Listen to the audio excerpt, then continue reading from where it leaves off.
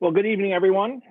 My name is David Brady, and I am excited to moderate our session tonight and evening with Hope College. This is a great opportunity, actually, for Admitted Student Day, which unfortunately we had to cancel this year. This is actually one of my favorite sessions that we would have, because this is an opportunity for parents, which I'm presuming the majority of our audience tonight is going to be parents. There probably are some students there, but parents, this is your opportunity to ask a question that you want to know about, that you want to know something about Hope. Now, I'm presuming a lot of you maybe have already deposited for your son or daughter to be at Hope. Others are still in that decision mode, and there might be another question that you want to answer. So this is your opportunity to be able to do that. So just to kind of give you an idea of how this format is going to go, kind of just some ways that we're going to handle this tonight. You can submit your questions. So if there's a question right now that you want in your chat bar on the side of your YouTube channel, feel free to enter that, and then those questions will be passed off to me, and I will ask our panelists that in a few minutes are going to introduce themselves. But it's great to have you online with us tonight. And hopefully, again, we'll be able to answer those questions for you. If we don't get to all of them, I'm hoping that our admissions rep, if we know who you were assigned to as far as your admissions rep, they'll reach out to you and get that question answered for you. But again, we think it's important that you hear from parents of current Hope students and also from Hope students. So 3 families that we have here tonight will be, again, available to answer those questions for you. Now, a little bit about me. I just want to let you know, I've got 4 kids. All 4 of them have gone to Hope College, and you're saying like, wow, isn't that great? Well, it is wonderful. Did want to let you know, though, that my 3 older ones went to Hope College, not because I worked there, they chose to go there. Now, the interesting thing about that is I chose to follow my kids. So I am so blessed to work at an institution such as Hope College. I love working with students in this age group to help them make the decision in regards to, now this is an important decision in their life. And I love the opportunity to have that conversation and meet with families, as all of our reps do, to be able to help you make that decision. So use this night, again, to your advantage. If there's a question that you need to have answered, maybe go ahead and start filling that in that chat session or that chat bar, and we'll get to those. But before we move on, we have a special guest that I want to introduce, and I want the leader of Hope College to be able to present to us and kind of talk about where we are today and where we're going, in the years to come. I think that's important. So I want to welcome President Matt Scogin. Matt, good evening. Thanks for joining us tonight. Thanks, Dave. Good to be with everybody. Welcome to Admitted Students Day virtually. We wish it was not the way it is, but that's the way it is. So we're making the best of it, and thanks for joining. Yeah, I'm excited to welcome you to the Hope family. On behalf of all of us, for those of you who have decided to be part of our community in the fall, and for those of you who are still going through the discernment process, as Dave said tonight, it's an important chance for you to get to ask any questions and hopefully get some guidance from us on some of the lingering questions. So my guess is you've already spent a lot of time kind of getting to know Hope. So I will kind of skip the basics. I think the important thing is that Hope is a great community, and it's a community that I've been a part of in one way or another for 22 years. I first arrived here as a freshman in the fall of 1998, and I spent the last 17 years of my career, first half of my career in business, second half of my career in government, and then about 8 or 9 months ago, I came back to Hope as the president. And I'm just so honored and privileged to be here. I truly love this place, and this place changed my life as a student. And I really am grateful to be back here. I'll give you a glimpse, and some of you may have heard this already, so this may be review for some of you. But let me just give you a glimpse of some of the things that we're thinking about in terms of how we're kind of setting Hope on course for the vision of the future. And I've been really, I've come in, as I said, a new president, so I've just been here for less than a year. And I've really set 3 big areas of focus that I want us as an institution to be focused on. And I think the interesting thing, and just to take a step back from all of that, first would be to make the observation that is maybe obvious to a lot of you, but I'm not a typical college president. I'm quite a bit younger than the average age of a college president. I'm 40 years old. The average age of a college president in the United States today is 62. So as I said to the board when they hired me last summer, I said I can do this job for 22 years and still only be at the average age. So that's a little bit different. And then you heard my background. I didn't come up through the academic ranks, and so that's a little bit different also. And I think what that speaks to is it's less about me and more what it represents for Hope. And I think what it says about Hope is that Hope is a place that's taking the old endeavor of higher education. And higher education is an endeavor that's about 400 years old in this country. It started in 1636 when Harvard was founded in Cambridge, Massachusetts. So it's a nearly 400-year-old project. And here at Hope, it's a 154-year-old project. So we were started in 1866. And Hope is a place that's taking this very old project and yet taking a new look at an old thing.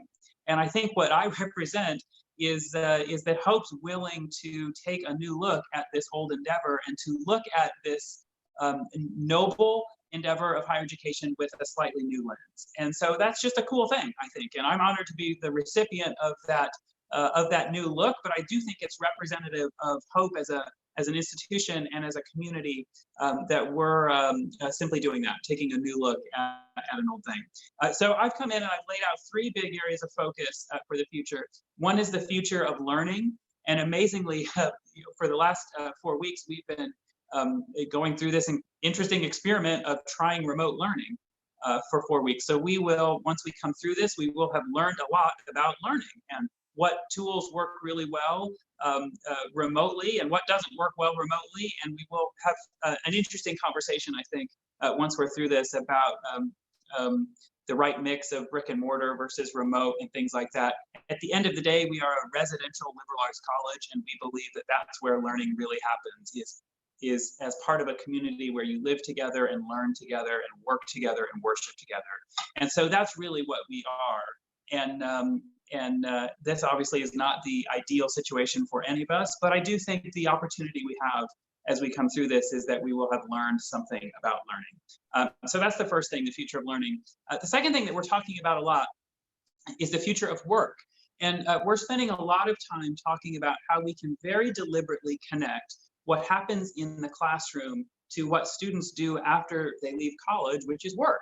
And we want to be really deliberate about that and thoughtful about that. At the end of the day, we believe that part of our purpose is to help our students discover their purpose. And we have a new center that's just 2 years up and running called the Borchter Center for Career and Calling.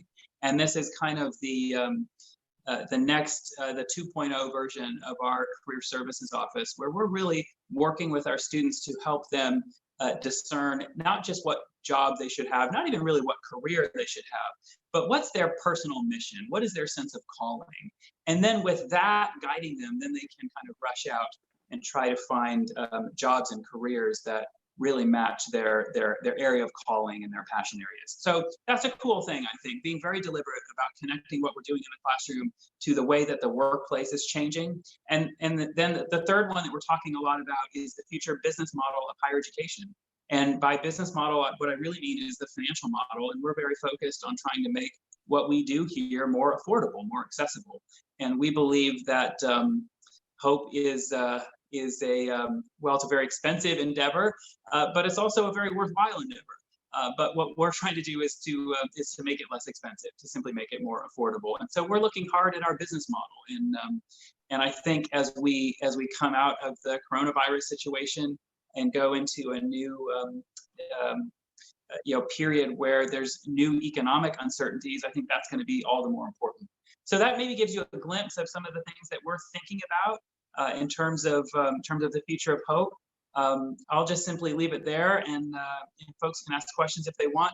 It's a great place. I'm excited about it. I think it has a really nice mix of being a serious place and also a fun place, and being a very caring place, and also a place that appropriately challenges our students. And I think it really has a nice mix of all of those things.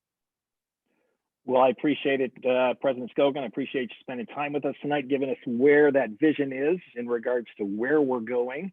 I know that you are very accessible when we're on campus, and I know that you want to be accessible to parents as well if they've got questions, comments, concerns. Absolutely. But we certainly do appreciate your leadership, and obviously never, I'm sure, in the last 9 months did you think that this is what I was going to be presented with my first year in office. I certainly didn't. I certainly never imagined this was not on my agenda for the first year, but we're making the most of it. And ultimately, I think what sets us apart from every other institution is simply our name. We're an institution that's named after an ideal, and I actually think what's happening now is the best opportunity we've had in a long, long time to embody hope, to show the world what true biblical hope is supposed to look like, and that's a cool opportunity, I think. All right. Well, I appreciate you leading the ship. I know that the admissions office does, faculty and staff that I've talked to over the last few weeks, the same. We know we're heading in the right direction. And I think even from parents that might be on listening tonight, they're like, wow, you guys have done such a great job of communicating what's going on, where we're going. And I think that's a testament to your leadership. So I'm excited for where hope is going in the future. So thanks for joining us tonight. Yeah, thanks, Dave. I think it's a testament also to the community of hope. And I think in a powerful way, it speaks to the benefit of going to a place where your professors know your name and know who you are and will journey with our students through crazy times. And as you said, who knew this was coming? Who knew this was going to be part of the 2019-2020 academic year? And yet here we are, and every institution in the world is facing this. But I think in a cool way, hope has really shown itself to be a place where our culture and our mission and our values have shown through. And it's simply because we're a place where our professors know their students. They go out of their way to care for their students and to journey with our students through this crazy time. So I think it powerfully speaks to what makes hope great, which is this really caring community. All right, very good. Well, again, thanks for joining us. Let's move on with tonight. And what I'd like to do is have our three families that are going to be introducing themselves, kind of where they're from, what their connection is and has been with Hope College. So if we can, let's first start out with the Schoonovers. If you guys would like to introduce yourselves and give us a little bit about you. And so maybe our audience knows a question that they might want to direct specifically towards you. So go ahead, Schoonovers. Go ahead. Well, like you said, we are the Schoonover family. We're in Carmel, Indiana, just outside of Indianapolis. And our son, Eric, is a junior at Hope this year. And he'll share a little bit about what he's been involved with. So I am a junior, like my mom said. I study chemistry and geology, so I'm a double major. I'm heavily involved in research in both departments. I'm a TA for both departments. I am involved in Greek life. I played lacrosse my freshman year. I was an orientation assistant, and I was actually part of the Day One program, both as a student and as a TA this past year. So. Wonderful. Well, thank you. Let's move on to the Roberts family. Let's have them introduce themselves. Well, I'm Georgianne Roberts. This is my husband, Alvin, and our daughter, Riley. And of our 4 children, 2 have been Hope students. Our son, Christian, graduated in 2017, and our daughter, Riley, is a senior this year. We're from Overland Park, Kansas, which is part of the Kansas City metro area.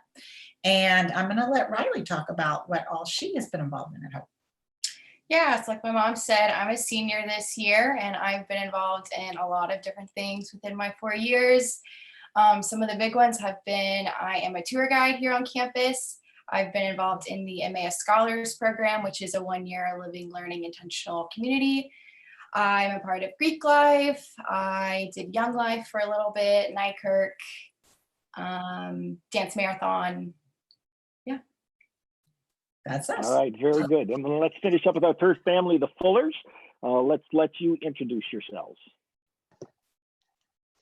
Hi, we're the Fullers. My name is George. To my right is my wife, Rochelle. Hi. Our son, Brandon, is a senior at Hope. My wife and I have had the pleasure to participate on the Parent Council at Hope. It's been a wonderful experience for us. The time has gone by really, really fast, but I can honestly say it's been very, very enjoyable. I'm going to let our son, Brandon, take over from here and tell you guys a little bit about himself and what he's been doing at Hope. Yeah, so I'm a senior economics and math double major. I've been involved in a lot of different areas across campus. My freshman year, I played JV basketball and was a part of the Emmaus Scholars program. I've been heavily involved with the Center for Diversity and Inclusion throughout my time at Hope. I've also served as a TA and tutor for economics. I've done research. So overall, I really enjoyed my time at Hope. All right. Well, thanks very much, all three of you, for introducing yourselves. Let's get on to some questions. And again, if you are in the audience and you have a question, please go ahead and put that in that side chat area, and then that'll get presented to me and we'll get those answered. So since we have the Fullers here, they just introduced themselves. Let me start with this question, because I think, if I remember correctly, Brandon, you were between a big school and a small school in regards to where you're going to go. So here's our first question. What's the best piece of advice you can give, as a parent to a student that's still considering Hope College? And maybe the second part of that question is, how do you see Hope as being different from a big school? He's asking you.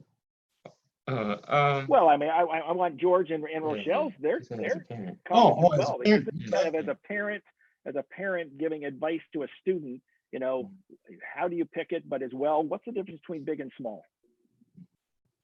Well, I think it's where a student feels most comfortable. I think in Brandon's case, he was looking for a smaller school. He had, like you said, opportunities to go to a larger school, University of Michigan, as a matter of fact. We visited. They pretty much, it's Michigan. They had everything that we were looking for academically.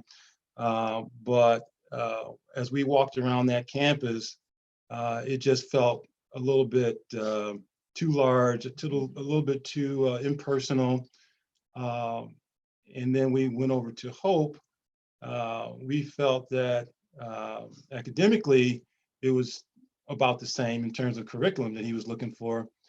He was going to get more individualized attention. And as you walk across Hope's campus, that campus has a way of speaking to you.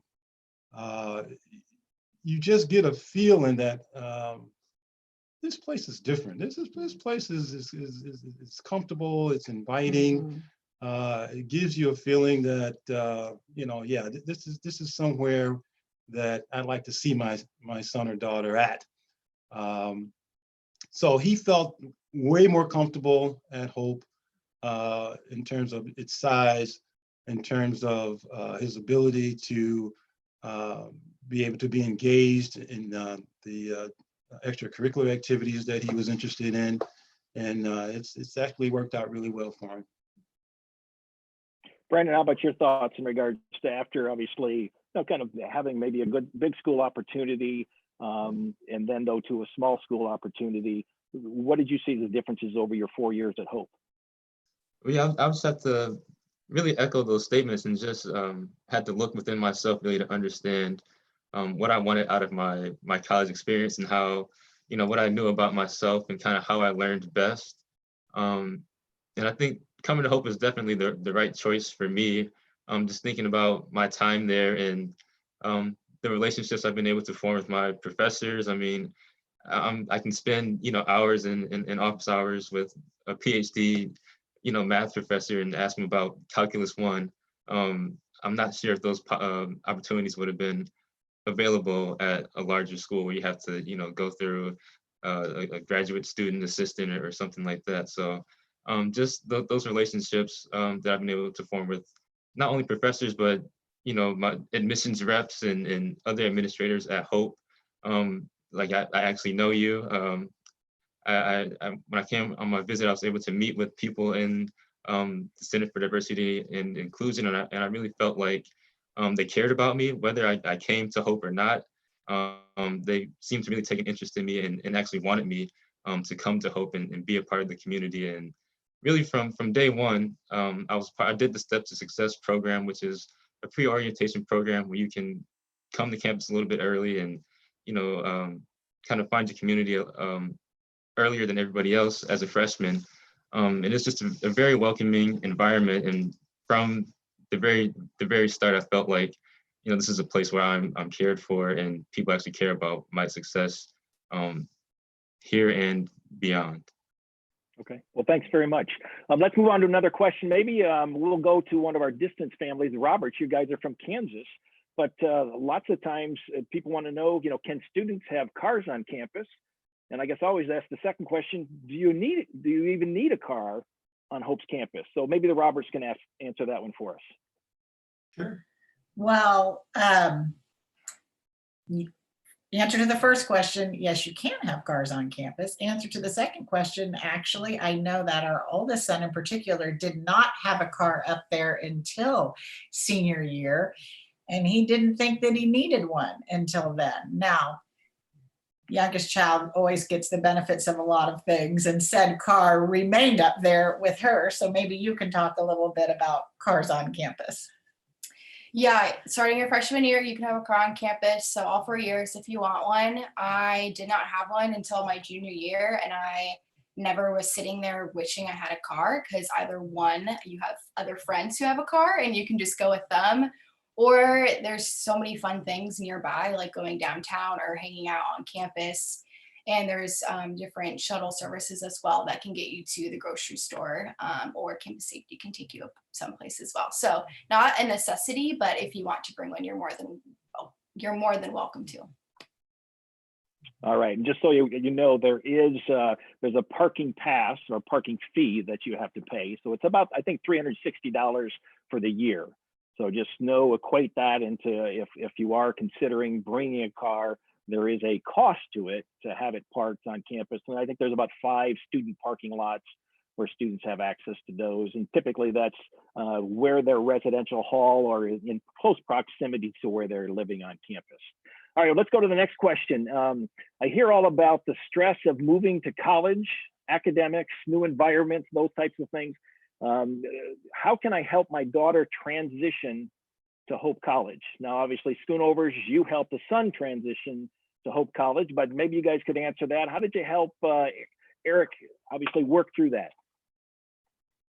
I think one of the biggest surprises we had moving Eric into the campus is actually that that freshman move-in with the upperclassmen that helped transport all the stuff into the dorm. That was amazing. I had never seen it done at any other school. But in terms of the actual transition, I always felt that Eric had a surprisingly broad network, be it from the professors to the support staff. I love telling the story where Eric was not feeling the best one day, and I think it was one of the chemistry secretaries. He's a chemistry secretary. Chemistry secretary actually had brought him in some oatmeal. And I kept on saying, this is genuine. This is the type of compassion that you always feel walking on the campus, but they live it. And certainly we know, from our house, it's a 3.5-hour drive. And so Eric was going to be independent, and certain growth points that happen along that journey. But I always felt like the larger network was available and certainly around him. Eric, what are your thoughts on that? Oh, that all checks out. Yeah, it was, it's definitely hard to be 3.5 hours away from my parents, because it's far enough that they can't just, come up and check on me, but it's close enough that they can still plan a trip over a weekend or something. And so that made it a little bit easier to transition being a little bit further away. But my dad's absolutely right. It was the, network of friends, RAs, people around me, my professors, chemistry secretary, Donna Silva. Oh, there we go. She and everyone's looking out for you on the campus, and everyone's very genuine. And it's greatly appreciated when you're trying to figure out your place on campus in the first few months. And I Okay, think let's that- stay with, go ahead, I Carly. was just going to say that's kind of a testament to the whole orientation process that they do. That weekend, when your student is moving in, there's really not a time that the parents are 24/7 with the kid anymore. So the kids are kind of taken care of. The parents are given options and things to do, and you still get to see your kid, but they're really getting a chance to meet people, build those networks, build those friendships that first weekend. And it's a kind of a great way to help that orientation time, so that when school does start, they know someone. They can wave to someone on campus and say, oh, I met you at orientation. I remember seeing you in that class or whatever they did that weekend. And it was just a neat weekend, but it was also a good transition for us as parents, because it was over a weekend. It wasn't just you move them in, see you later, bye, you're gone. And so it kind of eased us as well too. And so our goodbye was, I felt, smoother because we had that time to kind of prepare for it. Great, and that's one of the questions I was just going to go to was, what does orientation look like? And Kari, I'm glad that you brought that up. You know, for parents, if you don't know, orientation happens right before school starts. So this year it's Friday, August 28th is move-in day. 10 a.m. in the morning is when students can start to move in. As Jeff mentioned, one of the greatest things as a freshman is that you don't have to carry one item up the stairs to your dorm room. Now, the one thing you have to remember, though, is everything you carry up, you do have to carry out all by yourself. But we have students that are helping. You know, orientation starts officially Friday night at 7 p.m. There's a parent event that goes on. Saturday, there are breakout sessions for parents to find out what they need to know about the college as students are moving through their orientation. Sunday morning, there is a worship service that you can attend if you would like.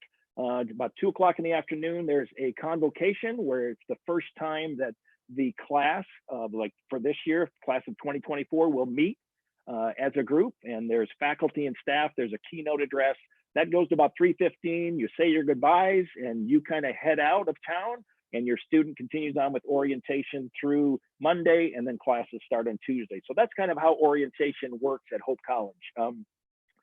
2 questions for 2 different students. So maybe Brandon, if you can answer this one first, and then Riley, if you can answer the next one. So somebody wants to know, what did you appreciate about the Phelps Scholar Program? So maybe Brandon, you can address that. And then after that, Riley, what did you appreciate about the Emmaus Scholar Program? So Brandon, go ahead and start. Right. So the Phelps Scholars community is really this is a diverse living learning community. It's very, very inclusive. So for me, coming in as a freshman, just to have that kind of that built-in community, we all live together in Scott Hall and take the same first year seminar. So throughout the year, we became really, really close. The program has about around 100 students or more, all living in the same building, all taking the same first year seminar. We volunteer together, go on trips that are really great cultural experiences. We went to a Native American powwow. We took a trip to a mosque. So just a lot of cross-cultural experiences, a lot of learning, and just really that community that you build in your freshman year with a diverse group of students was really, it was just a great transition to college. For me, coming to Hope was a little bit of a culture shock.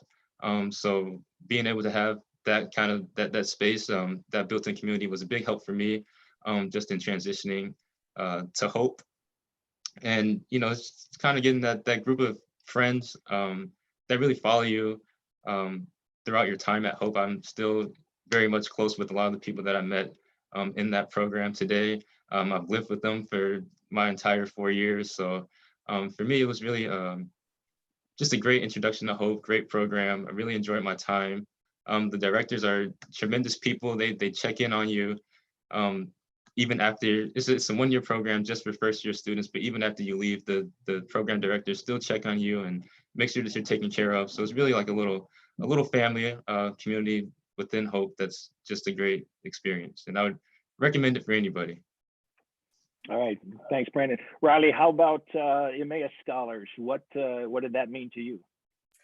Yeah, so just quick background on Emmaus Scholars. It is a living, learning, intentional Christian community. So what that means is you live in 4 different cottages together, and you basically just do life together. And we took a class in the fall that was all about social justice and Christian faith, and kind of the intersection between those two, and kind of what our calling is as Christians to get involved in that. And it was super awesome. And then we had daily prayer together during the night, and we had weekly dinners on Sundays as well, which we deemed family dinners. So it's just a really awesome community of people who are just really passionate about justice and their faith, and wanting to grow in that in a community together. And the cool thing about it is you can do it either your sophomore, junior, or senior year. So our Scholars, that's a freshman year thing or a first year thing. Emmaus is all of the other years, so you can do both if you want. And it was by far my favorite thing at Hope. I did it my junior year and grew a lot as a person, learned a lot about the Lord, learned a lot about others and what good community looks like, and then how do I use what I have learned to then impact my my peers and the college, and then as I'm going out into the world, like what does that look like? Wonderful. Alvin, Jordan, I mean, what did you see in Riley as far as being part of the Emmaus Scholars? Did you see a transformation in her? I sure did. I think I think Riley just really hit the nail on the head. It's just one example of a number of different ways that the college offers opportunities where the students can learn outside of the classroom. That's one of the things that I've really appreciated about the college, is that there are so many opportunities to learn and grow as a person that don't have anything to do with sitting in a classroom and learning from a book or hearing a lecture from a professor. And that's one of the things I really appreciate about the college. So, any other comments from you? 100% agree. Okay. All right, wonderful. Eric, maybe you can answer this. This is a question that came in, and it as when you played lacrosse as a freshman, they want to know, how do coaches and professors accommodate student schedules to facilitate sports programs, or even the day one program? Because I know you were in a day one program. So how did that, as far as your schedule, that first semester, how did it all work out? So lacrosse was a spring sport, but we did have fall events. So my lacrosse schedule did not interfere with my day one program, but I did know a few other people that were doing sports and the different day one programs, because there are a few different ones. Now, the one I did was the Michigan Rocks day one program, where we 10 days before school started, so right before 10 days up until orientation, we were up traveling around the UP, learning about geology. It's just the Hope College intro geology class, just taught while camping in the UP. So so some people, because most fall sports start 2 weeks before school starts. So some people, could do a few days of sports before doing the Michigan Rocks one, but all the other day one programs are a week before school starts. And so those are usually 4 hours every day, anywhere from testing the Lake Macatawa water to learning about bacteriophages in the lab. I'm trying to remember some of the other ones, but they're mostly lab-based and 4 hours, and get you associated with a group of people. You usually live in the same dorm. It's Lichty. So it's another living, learning community. And then everyone takes the same FYS together. Most sports are very accommodating of that, because it is only 4 hours. So you can, miss the first half of the day of practice and then make it to the second half of the day, or vice versa, to make sure that you can accommodate both. And coaches are very understanding. My experience with lacrosse in the spring is I had labs for both chemistry and geology throughout the week. And so I would miss practice 2 days a week. And then I also had to miss a fair number of weekends for geology field trips. And my coaches were very understanding, made me still feel like I was a part of the team, even though nothing happened with they weren't criticizing me for skipping practice or anything, because I was pursuing my, academics, and geology being a smaller program had set class times. They do encourage you to schedule around practice and leave the 4 to 6 hour block open, but everyone, they make sure students are connected with other people in their majors for help with upperclassmen, and then everyone's very understanding. Everyone realizes that D3, you're not there to go play in a professional league. You're there to have fun, enjoy the sport, be competitive, but you're there to be a student first. And everyone understands that, both your professors who understand you want to have fun and play your sport, so they keep you up to date if you have to miss class or something for a away game or something. And then your coaches understand that you are a student first as well. All right, well, thanks. Next question is, and I'll even answer this one, but is there a campus-based medical clinic or facility for students? Answer to that is yes. And so it is basically, I think it's open 8 in the morning to 5. Students can schedule an appointment. There are walk-in appointments as well. So typically if somebody has a cold or they're not feeling well, they can go there, staffed by a nurse and a physician. So then, and again, there's no cost to the student for that. And if they need to get a prescription, they can be written a prescription, which they can then take to a pharmacy to get that. If it's something that's off hours, Holland Community Hospital is about 6 blocks away from campus. Campus safety can get students there. If it's something that should be referred and a student would be referred, certainly that would happen as well. But there is that campus health center, which is in the Dow Center. And again, they're staffed Monday through Friday. They are open, and then again, if there's off hours, obviously the hospital is about 6 blocks away. Here's a question for students. Did you normally take 12 credits a term, 14, 16? What was the average? Again, to let everybody know, when you pay your tuition, you're paying for 12 to 16 credits. So anything above 16 credits, there would be a premium that you would pay on that. But that's what you're expected to take to be a full-time student living on campus, is 12 to 16 credits. So maybe Eric, you want to kind of talk about that, and then after, let's go to Brandon and kind of find out what he did. So Eric, how many credits have you averaged over the last couple of years? So even though I'm a double major, as I know Brandon is too, I've taken everywhere from 12 credits up to 19 this semester. So I've taken a wide range. I've taken a semester of 12, semester of 14, semester of 16. I think I average about 15 credits a semester, which is fairly normal with anyone in the sciences. And I think most people at college, most people at Hope do take the 14 to 16 range. Obviously, as you get later into your years, you can kind of, if you front load it, you can take more credits in the beginning and less credits at the end. But I've taken the whole range, and yeah, some semesters were a little bit more difficult than others, but I've never felt super overwhelmed by anything. Okay. Brandon, how about you? Yeah, I had a similar experience. Usually around 14 credits.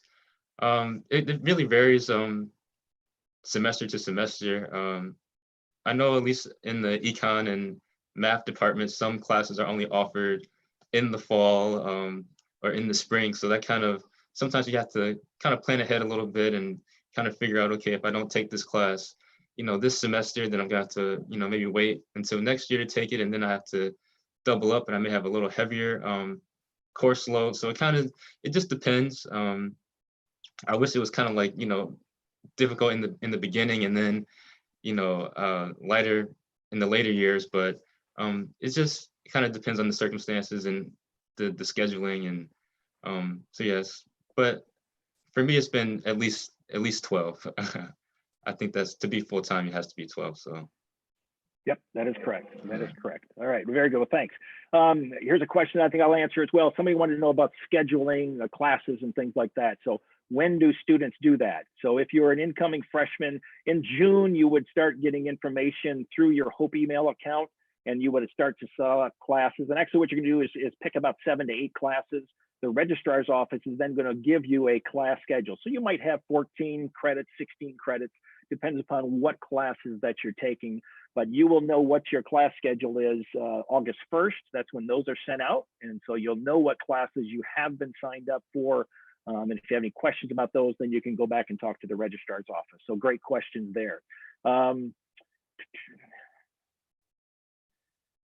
Question for you students. Did any of you have to choose between a large college and Hope? If so, why did you choose Hope? Now, I think Brandon, you kind of touched on that a little bit, but Eric, Riley, did you get either one of you obviously, choose between Hope and a large school? I was choosing between Hope and Hope, IU a little bit, and then more so University of Alabama in Huntsville.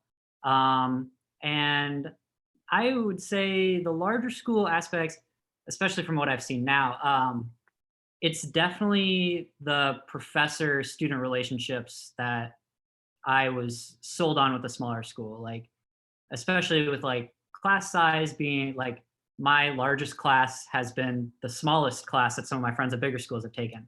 I this past year have spent more hours in my professor's lab/office than anywhere else on campus. Like I leave most of my books and binders in his lab. So but I mean, it's just like I'm able to ask him questions about literally anything from advising about classes to classes themselves to just like, what should I do with my life? What like to like talking to him about like I'm training for a marathon, just being like, hey, what do you think like I should run like this week or whatever? And it's just like casual conversations, and you can't like you can't have that kind of relationship with a PhD level professor, someone that knows what you're going through kind of thing at a bigger school. And I think that's kind of hearing those stories from other people and then, living them out has definitely made me feel like I made the right decision.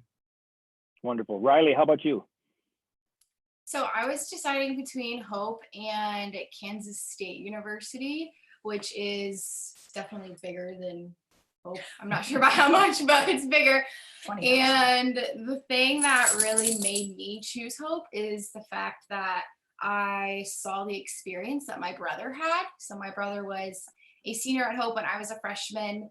And I just saw throughout his 4 years, just the ways that Hope challenged him to think really critically, as well as helped him grow spiritually and emotionally and mentally. And it was just really cool to see that. And I knew that I wanted that same experience for myself. Okay, wonderful. Now let's stay with the Roberts. Always a question that comes up, safety. So from a parent's perspective, can you answer what are your thoughts when Christian came to Hope, maybe you weren't as concerned, but when Riley came, you were like, my daughter's going away to college.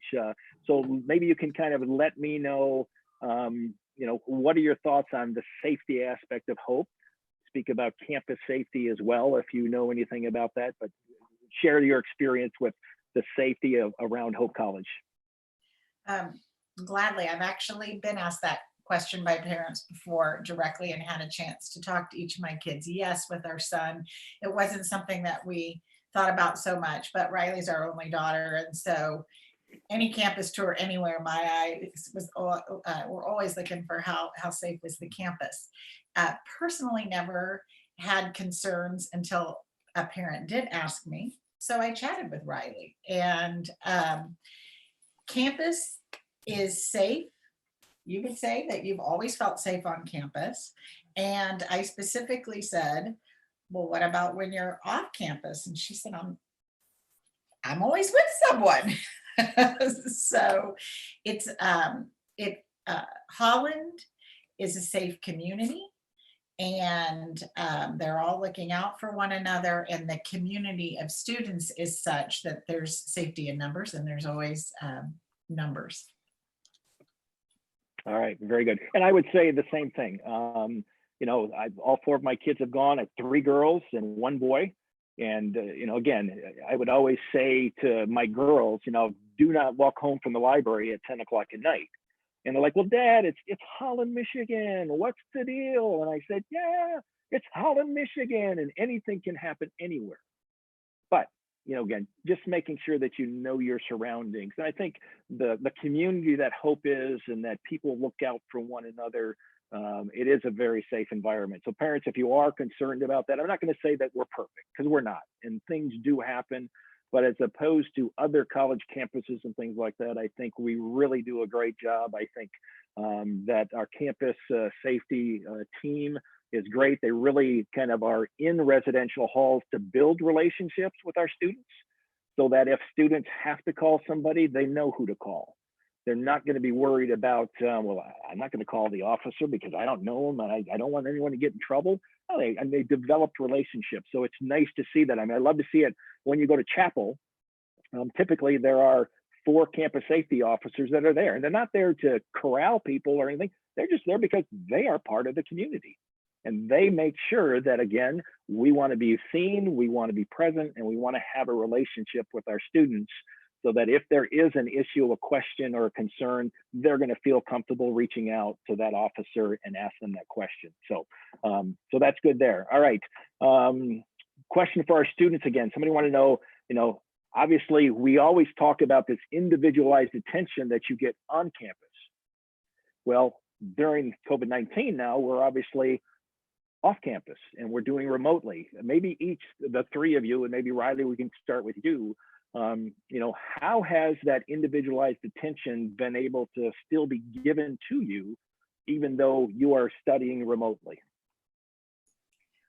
I would honestly say that I feel like they've been even better because they really feel for us, our professors, and they want to make themselves available. And so just the other day, I emailed my professor on a Friday and he emailed me back on a Saturday. And it's like, well, he wouldn't normally do that if we were at school.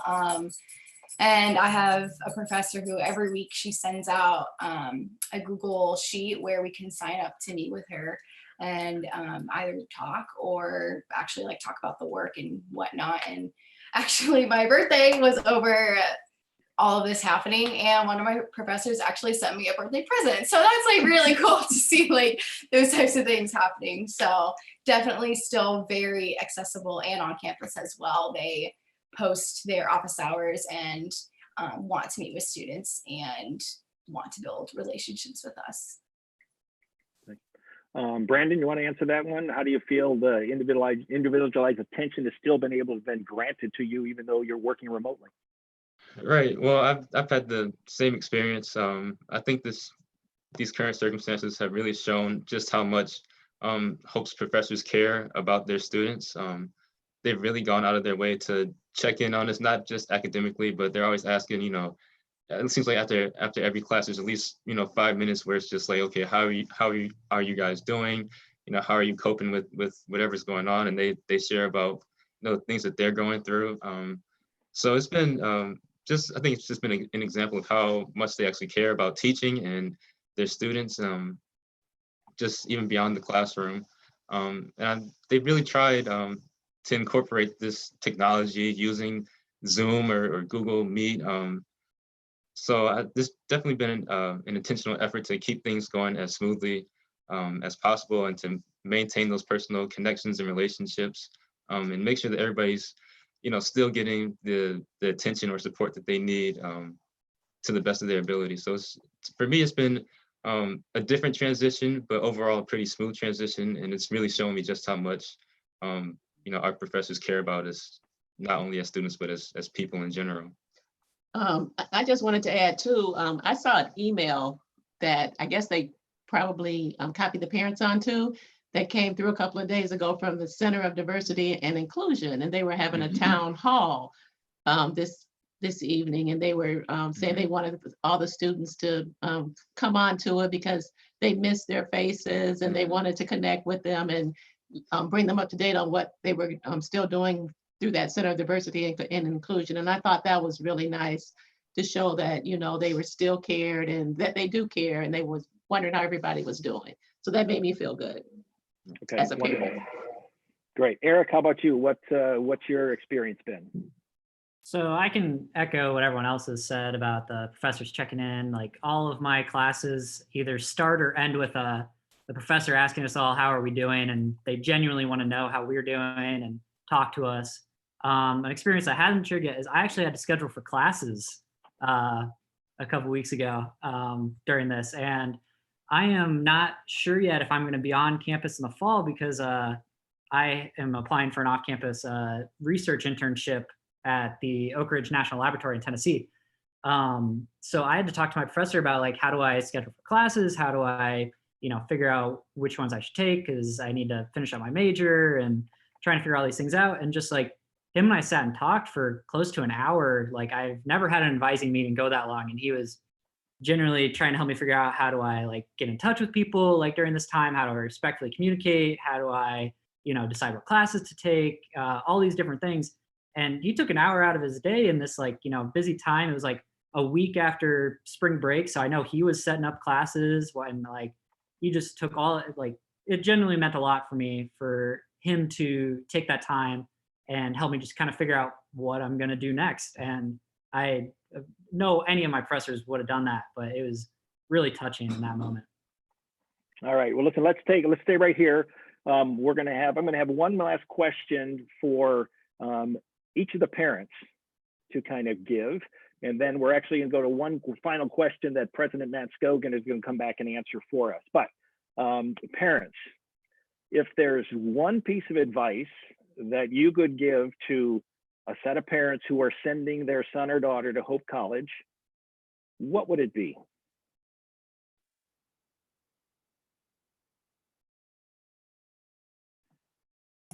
You guys are muted.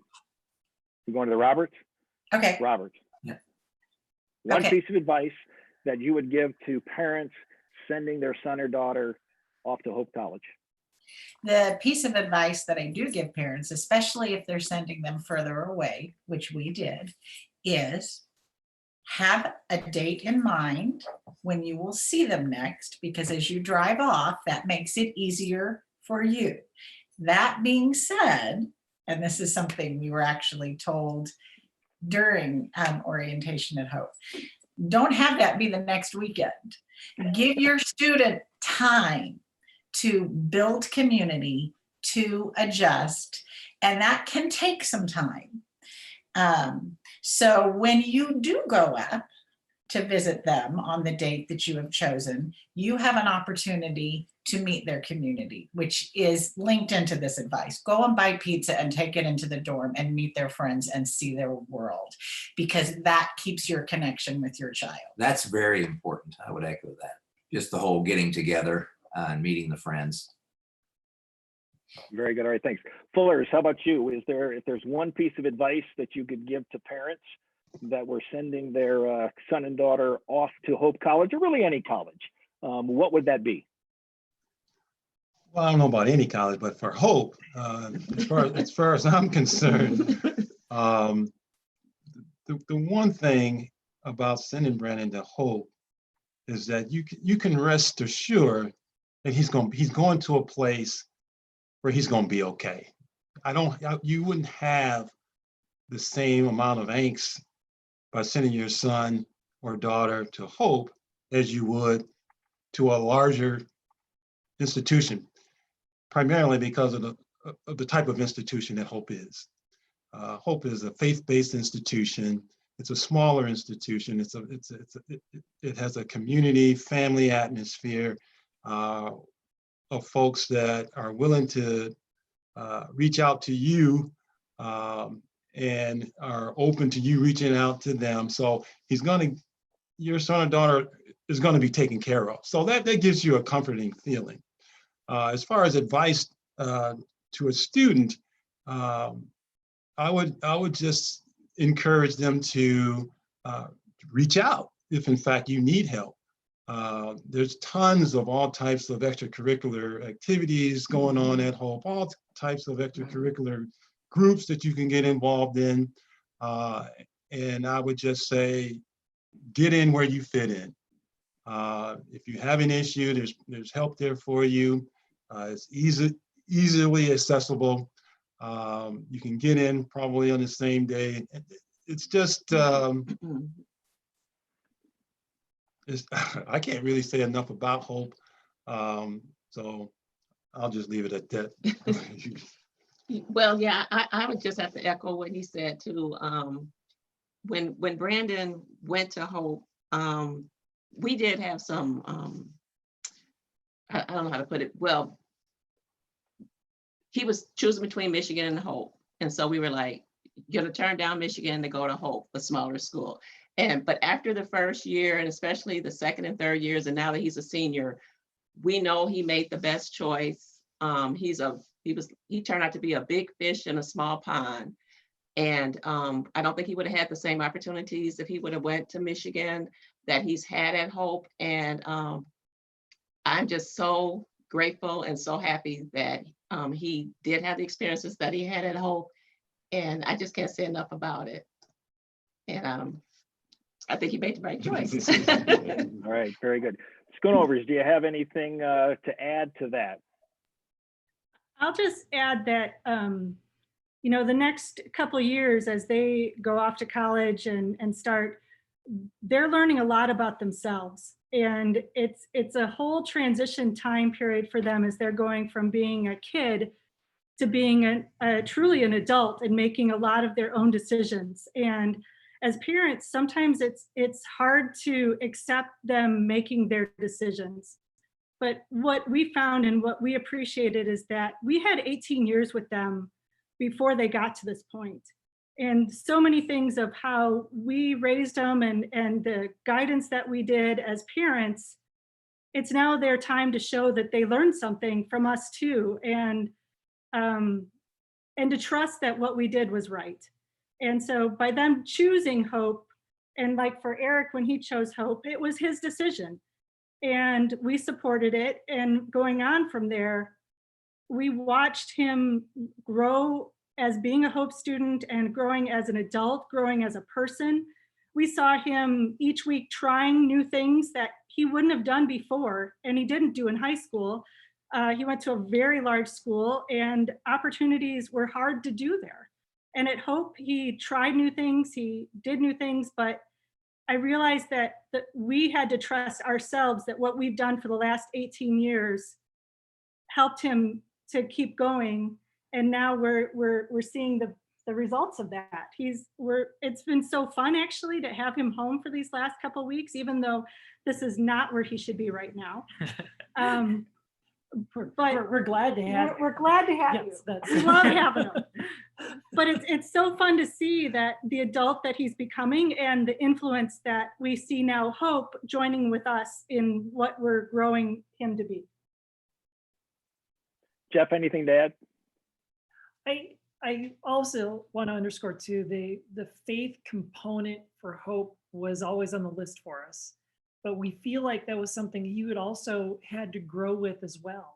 And the theologic basis that Hope has such a great investment for over the years, they truly live it there. And it's also nice to see that reflected in the way that Eric has grown as well. All right, well, thanks. Well, listen, one last question here that we're going to bring President Scogin back to answer. And somebody wanted to know, in what ways did Hope support current students this spring when COVID-19 shut down the college, et cetera? So Matt, if you can kind of answer that, how did we assist our students when obviously the decisions were made as far as to go remote, we had to move off campus, all of those things? I'll let you take that. Yeah, thanks. I think you heard some of the stories from the three students who are on the panel tonight that really spoke powerfully to the way that the people of Hope responded to the COVID situation.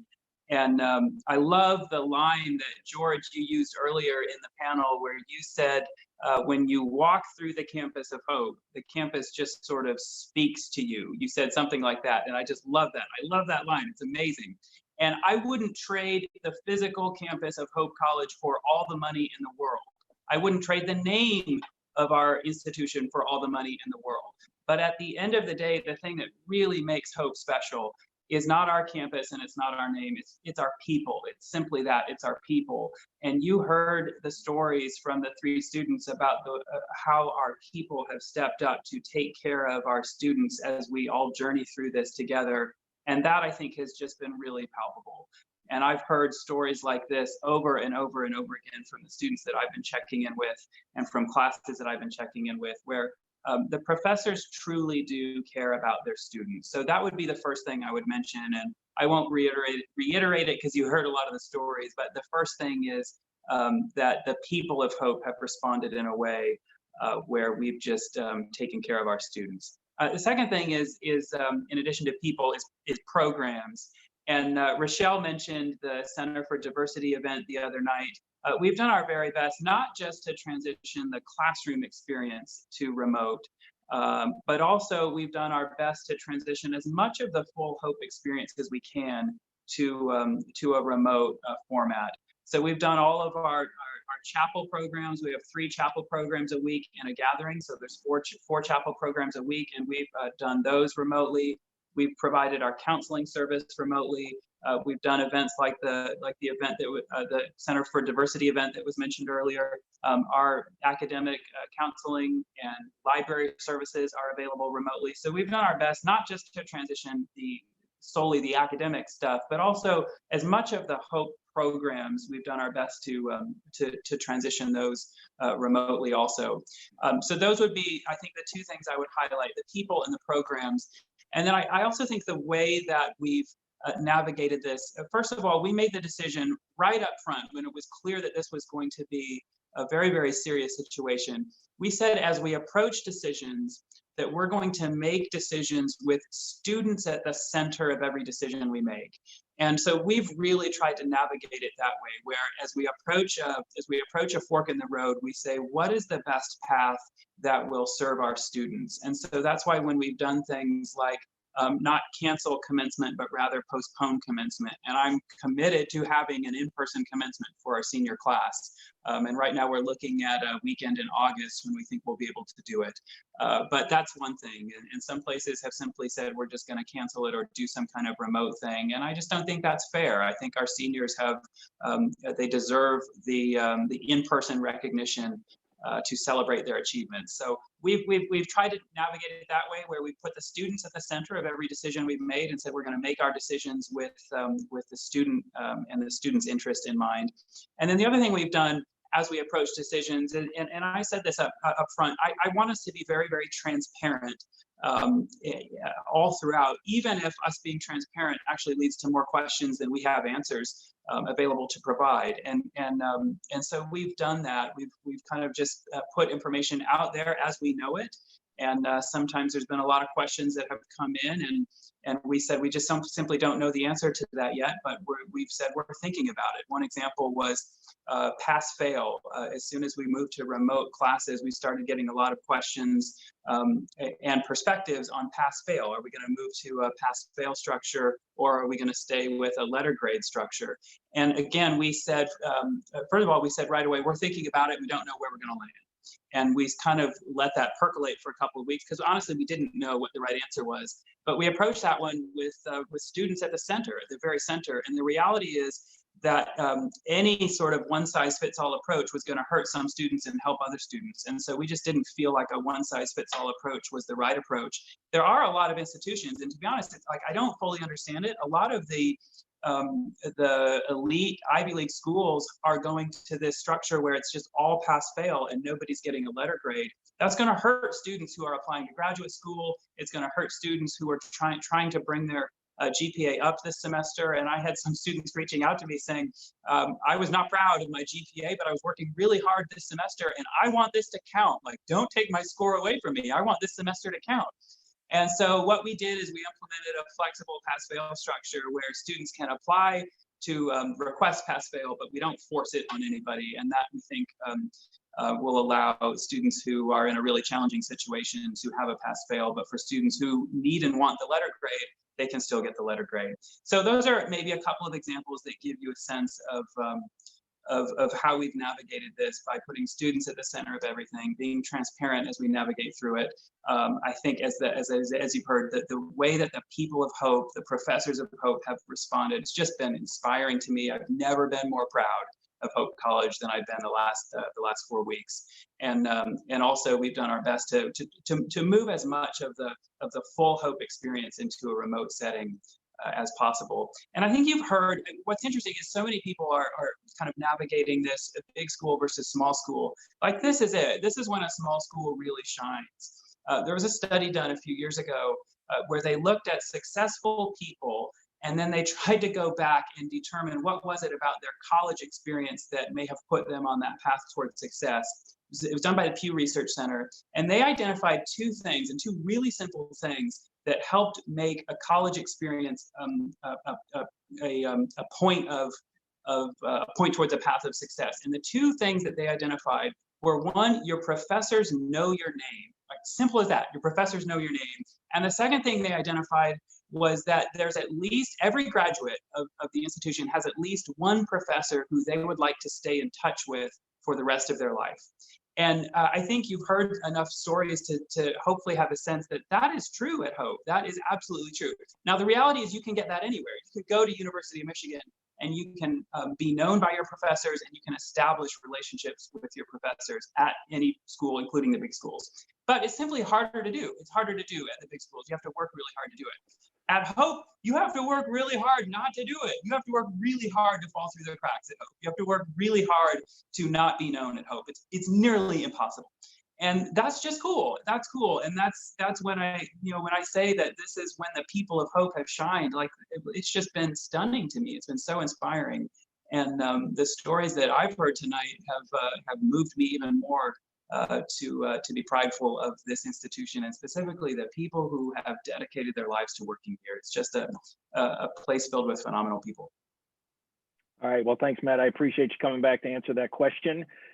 Everybody, we're going to kind of wrap up. I thank you to our host. Hopefully, if you're listening in the audience, you're giving them a clap. I appreciate our students being with us tonight. If there's a question that did not get answered, obviously you have an admissions rep. So please reach out to your admissions rep to get that answered. Hopefully, maybe if you were sitting on the fence of whether your son or daughter was going to go to Hope College, hopefully this kind of said, I think Hope is the place for my student. We do have some other sessions coming up. So next Monday night, it's for students. It's called Dutch Blitz. Would love for your student to be involved with that. That's where they're going to meet some peers that are going to be in small groups. So not like this is, where obviously there's a live event going on. It's going to be where there's going to be some smaller events that are happening. But I would encourage your son or daughter, if they haven't signed up for that, to sign up for it. Tuesday night, there's going to be an event about athletics.